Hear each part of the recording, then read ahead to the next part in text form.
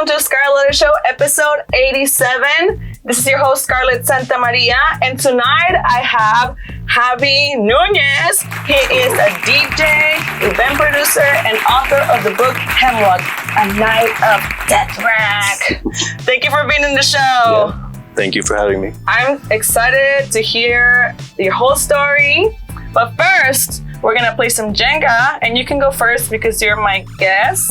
Okay. And with the first piece that you take out, you're gonna give me a little autograph. Okay. Oh, you didn't pick black. Wow. That was, but it was hiding behind the plastic. Purple. That's your piece forever and ever. Yeah. And you put it back on top. Okay. Awesome. All right, Mr. Javi. Tell me, how was little Javi like? What were your interests? How were you as a little kid?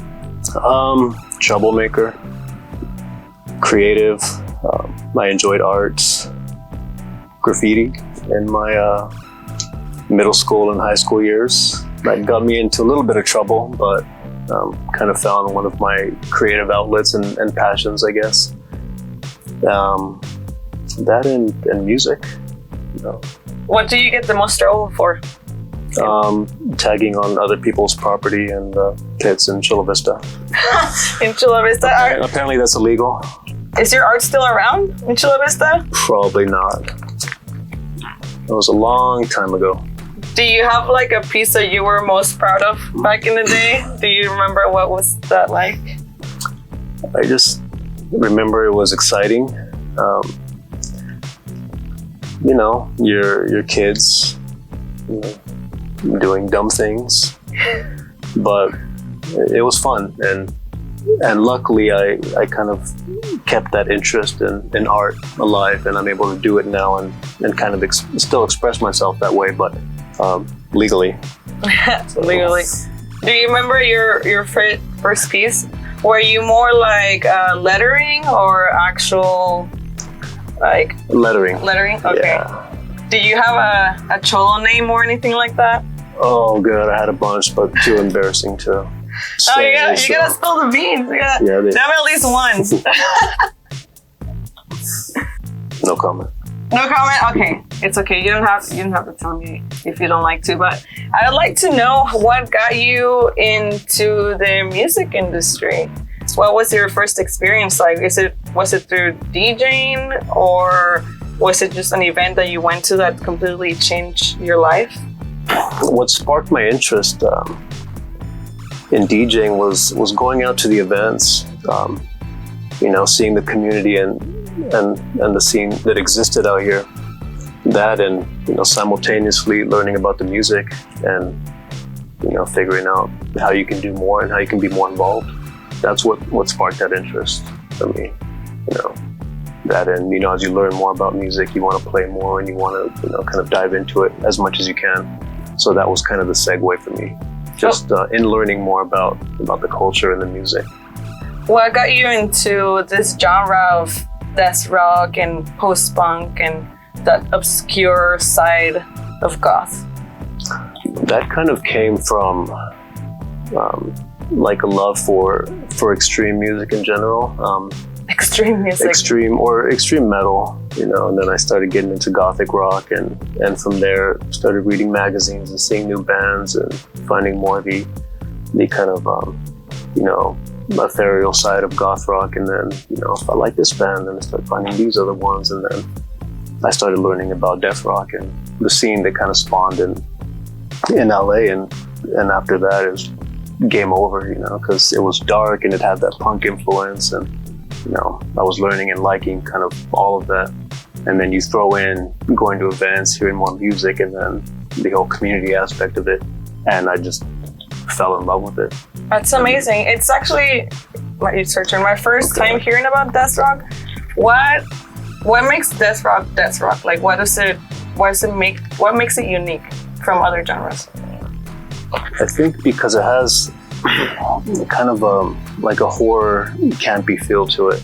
You know, it's dark, it's aggressive, and it has kind of like the that raw attitude of punk, you know, mixed with goth rock. So it's kind of like you know, a good marriage of all the things that I enjoy. Everything in one genre. Yeah. That's beautiful. And speaking of goth, your aesthetic is on point. I was looking at your pictures throughout the years, and wow, you've been going strong with this look, and that's admirable. Tell me what got you into this style, this goth style. I would say for me, it's convenience. It's definitely easier to wear black. I have a lot of band shirts. I print a lot of band shirts. On any given event, it's pretty easy for me to pick out a wardrobe. Just cut the sleeves off, get my jacket, and I'm good to go. So it's comfortable and it's easy. And you got introduced from the dating side. Tell me about that experience at gothicmatch.com. We were previously talking about that. Yeah, that was in kind of my mid to late teens, and it was the only dating site I've joined to date. And it was when I was learning more about the genre and everything and the music, and I came across the site, so I joined. And that's how I found my first 18 and up club here in San Diego. And it was at the Hot Monkey Love Cafe, and it was a night called Cathedral. And prior to that, I hadn't been to any club nights or anything. And that really just opened up my eyes to, more people and friends and then music and networking. And that was kind of really the beginning of it for me. And then, after that, I became of age, and I was 21, and then the world opens up to you. Yeah. And, you have your veteran events and, Club Sabbath and Therapy. And, yes. And Club 80s that was at Shooters. And I was able to kind of catch the tail end with respect to the Shooters event, that one. The Sabbath and Therapy are still going strong. But after, diving into those events and then, really seeing the community as a whole and what San Diego has to offer, then it was like, shit, I'm home, So. That is a wonderful feeling that you're in an event and you feel like you're home, your family, the music that you love. And speaking of that, Club Hemlock, it started as a one-off event for your birthday, and then it evolved into a night for Deathrock at Blonde. But unfortunately, you had to stop because life got too busy. Yeah, I kind of just wanted to do one night to play some of the things I liked, and that first event, Danny Lethal came down to DJ with me, and he's someone who is a big inspiration for me, for everything that he does, for LA, for the scene, for the music, for the art, and so that was very important to have him there. And yeah, I just wanted to do one night, that's it. But it kind of picked up a little steam and some momentum, and the crowd wanted more. It turned into the monthly and bi-monthly event. And then we moved it to Bar Pink, and then we moved it once more to the Moreau. And then after that, it started to get a little too much for me, So I decided to kind of take a break, and then COVID happened. And in the interim, since events were kind of at a standstill, and I did have this time and this break, realizing that I have this content and photos and interviews and bands and art and flyers, why not challenge myself with this time and see what I can do with it. And that spawned the idea for the book. Yes, that was the segue to talking about the book, because that's so unique. And you asked me like why I picked you. It's because no one has done this before that I know of. And it's something so unique, like creating a book out of a night that you created. And it's your first time writing a book. I had no clue whatsoever what I was doing. But the thing was that I first did a zine. And, I didn't know how to do that either. I like to challenge myself and figure things out. And the reception for that was really good. And, once COVID hit and I decided to kind of go in with doing this book, for me, it was a bit more personal too, because with respect to nightlife, you know, at that time when I started this project, everything was unknown. You know, we didn't know what was going to happen you know, with the pandemic and what's going on, and if things would ever return to normal. So I felt if I can find a way to kind of, you know, encapsulate the good times that we have, and to really give shine to this specific, you know, point in time where there were club nights, and not just mine, club nights from a lot of other promoters and you know, different venues every night of the week in San Diego. You know, it was a very good thing pretty much for our community, for our scene. So not knowing the unknown, I wanted to kind of, you know, immortalize that, thinking that if things never did get back to normal, that you can have, you know, that tangible book and say, you know, yeah, I was there and there's my photo and we had these great nights.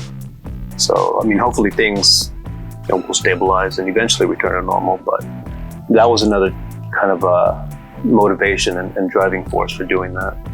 That and two of the bars that are in that book are no longer here. I know. In Blonde Bar and Bar Pink, you know, and they were a big part of our community, our scene in San Diego. So I wanted to kind of give them the proper respect.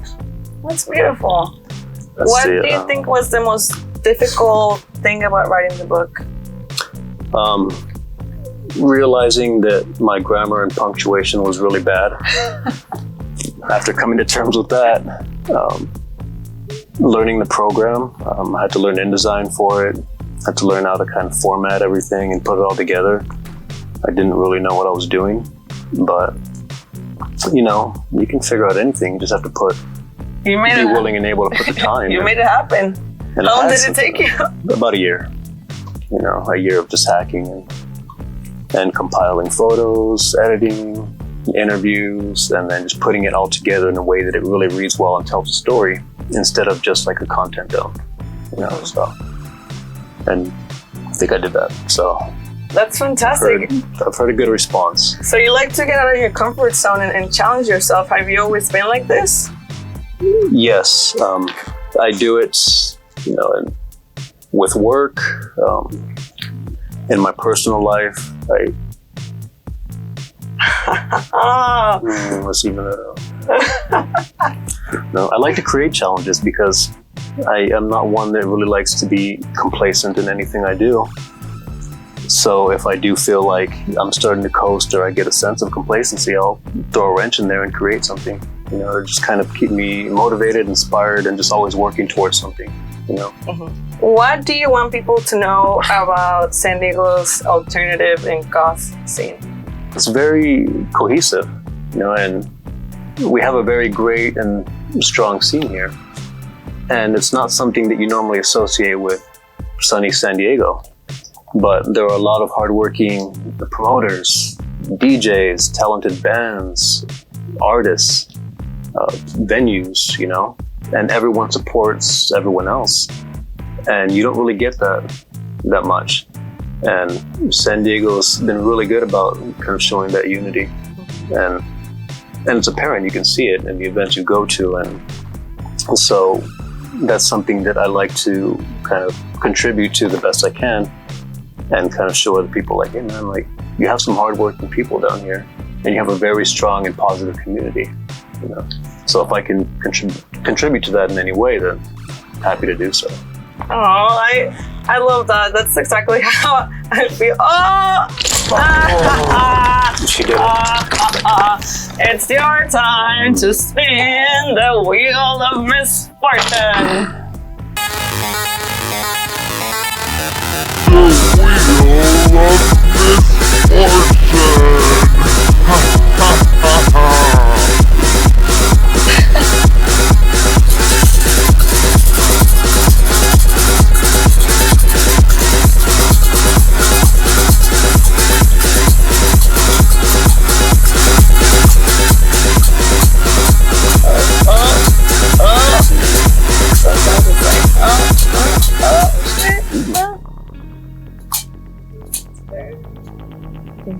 Oh, you got there.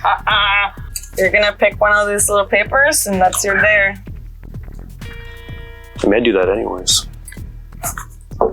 Okay. What does it say? Pick your nose for 15 seconds. All right. Yay! Clean. You completed the challenge. Am I good? Yeah, I think you. Okay. And before we go on to the next section, I want to give a shout out to my sponsors. Seamless Podcast Studio produces a number of highly rated shows and podcasts, and it's a service of Nest Cowork, San Diego's #1 rated co-working space located in Bakersfield next to downtown. Learn more about Nest Cowork and Seamless Podcast Studio at nestcowork.io. Tell them Scarlett sent you and get an extra 10% off all co-working and related services.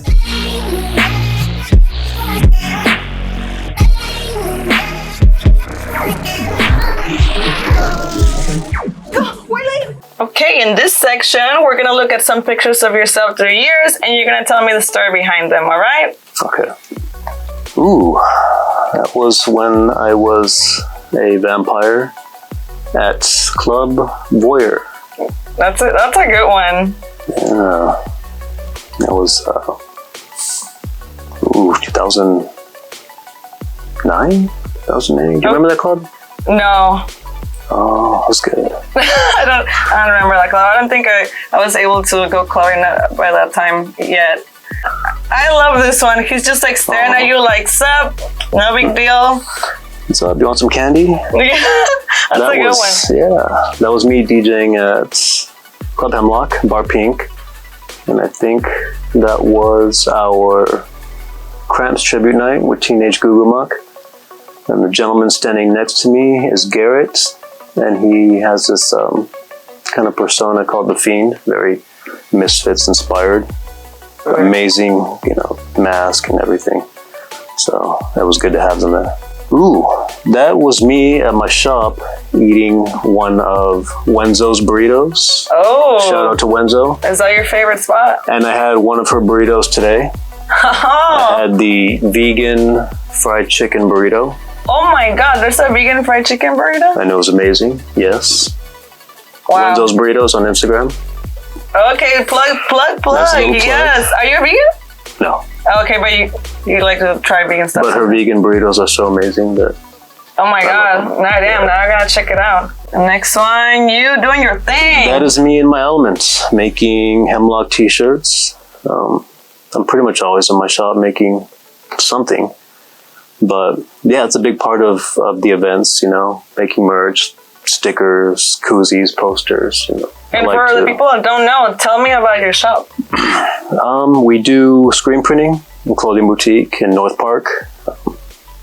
Great shop, small business, work our asses off, and I actually have some good news with respect to that, if I can share. Yes, of course. We'll be in our current location on University for about 3 more weeks, and then we're moving into a bigger, newer facility in October.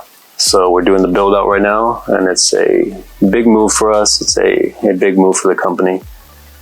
And I'm excited about what it will bring. That's amazing. What area are you moving? We're actually kind of moving right behind our current shop. Oh, okay. So not too far. Not too far. Just bigger. A lot bigger. Oh, that's amazing. Congrats. Yeah, That means that you guys are killing it. We are. We work hard. I always see it too. And I've never gone in because it's not like I need to print stuff out, but I always see it like AKA, and I always think it looks really cool, like the black building. So, wow, that's crazy. Now I get to meet the owner, interview him. And the last picture. That was me holding a screen of a giant dick, giant veiny penis. And I remember that job. I forgot who it was for, but we did that in, I think, like a rose foil. So just imagine a giant dildo in rose foil. Oh, it's beautiful. I wonder if it was like made out of like someone inspired by someone's dick. Yeah, if it was, it's very impressive because that thing's huge. So good job, whoever that was inspired off of. Fantastic. Thank you for sharing the stories behind these bomb pictures. Yeah. Next, we're on to the next section, which is the human experience.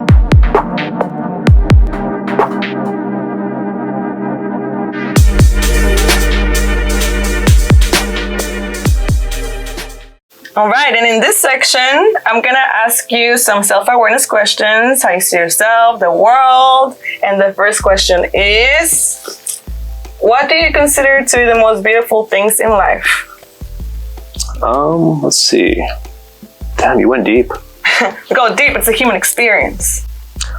I would say your freedom of expression, you know, your ability to create, to inspire, to motivate, whether you do that for someone else, whether someone does that for you. You know, the ability to kind of create things and build people up, I think, for me, is one of the most beautiful things in life. Yes, I love that answer. It's nice, it's great living a life with purpose, where you know you can inspire others and lead by example, and that's exactly what you're doing right now. I try, but as much as, you know, if I were to inspire someone, I pull just as much, if not more, inspiration off my friends and off those that are close to me. You know, I try and align myself and associate myself with people who are driven and motivated and, you know, just doing really cool shit. For me, it's a two-way street, you know. I hope I can inspire some people, but I pull so much from all those around me that, like, you know, if I can inspire anyone in the least, that's, I guess, the least I can do, and kind of giving back from those that I associate myself with. Whole round and round of inspiration. Oh, yeah. That's why it's important to surround yourself with that type of people. Very important. Awesome. I love that answer. The next one is, what obstacles are you currently trying to overcome? Trying to sleep more, but I think that's comes with the territory. Besides that, I wouldn't say I have many obstacles. If I do have them, I approach them head on and go for it. You know, yeah. So outside of trying to dedicate more time to sleep and maybe relaxing a little bit, there's not that many obstacles or stresses that I would say I encounter on a day-to-day basis. Great. Luckily, or at least for now. For now. I could change tomorrow, but at least right now it's, you know, it's good. Okay, the next one is, what is one mistake you'll never make again? I mean, a kind of simple one that comes to mind that I tend to do sometimes is never take a pre-workout close to bedtime, because then I'll end up staring at my ceiling all night. Yeah. That comes to mind. I'll never eat a bunch of really hot wings and things on an empty stomach, because I'll pay for it later. Oh yeah, that's a good one. Yeah, there you go. Do you think free will is real, or is it an illusion? Free will? Yeah. I think that might be highly dependent on the individual. You know, I think some people like the idea of free will, but maybe don't necessarily have it. I think if you kind of wake up on your own terms and go to bed on your own terms, then I would say that it is very real. I think if you constantly find yourself, you know, doing things that either are mundane or diminish your quality of life, but you feel like you have to do them because it's either routine or I think that diminishes your free will. But I mean, ultimately, if you have the ability to think for yourself, then sure, it's real. Oh, great answer. What is the wisest thing you've ever heard someone say? A recurring saying that comes to mind would be when I have discussions with my business partner. And it's wise because it's always true that, you know, whenever we're talking about business or clients or anything like that, you know, no matter what the context of our conversation, he always concludes it with, everyone always comes back to daddy. And it's wise because he is always correct in saying that. So I would give him credit for that one. Who would be daddy, you or him? I mean, I think he's referring to himself, but in my mind, I'm 100% convinced he's talking about me. So maybe it's a combination of both of us and what we contribute to the company. Awesome. I love that. There you go. You always gotta come back to daddy. Everyone comes back to daddy. All right. Thank you for answering these questions. We got 2 more things before we're done. And the first one is the Scarlet Letter. All right. So you're going to open this and open the letter. And I found a poem that made me think about you, specifically to what you've done with Club Hemlock and how you've been able to come back with your new nights at Club Nothing. Okay. And you can read it out loud. Cool. Yeah. It is permissible to honor both the wreckage and the recovery, to rival spent odds with faith, patiently wrestled into rebirth. We're allowed to both strip away and actively pray to salvage, befriending fear, so dear to me, holding hands as we move forward. Christabel. It's good and applicable.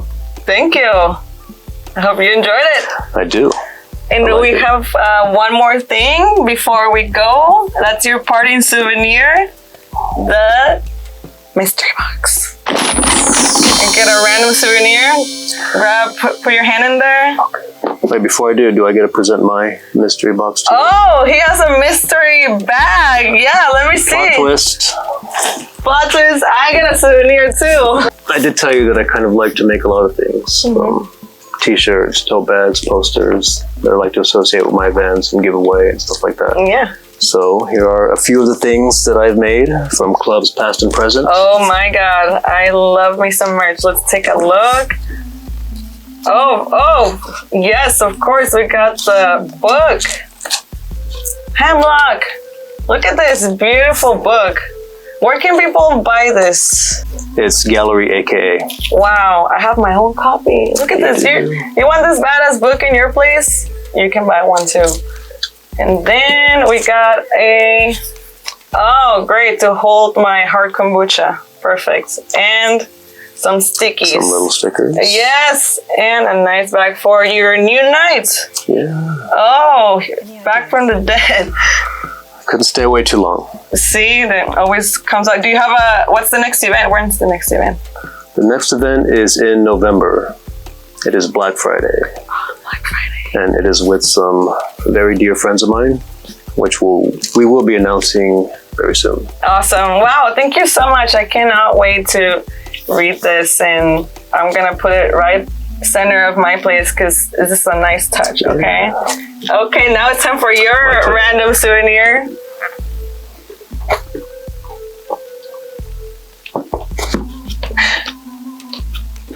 Okay, this is the first thing I grabbed. Oh, what? Dang. I got Superman. You got Superman. I think it's applicable with everything that you do. Yeah. Pop of color. Right? Yeah, you can just like paint it black. Put it in your pocket. Put it in my pocket. I'll kick it. Awesome. Well, Thank you. Yeah, of course. Thank you for this interview, for being here. It's been awesome. I hope you had fun. I had a good time. Awesome. And thank you all for watching. Bye.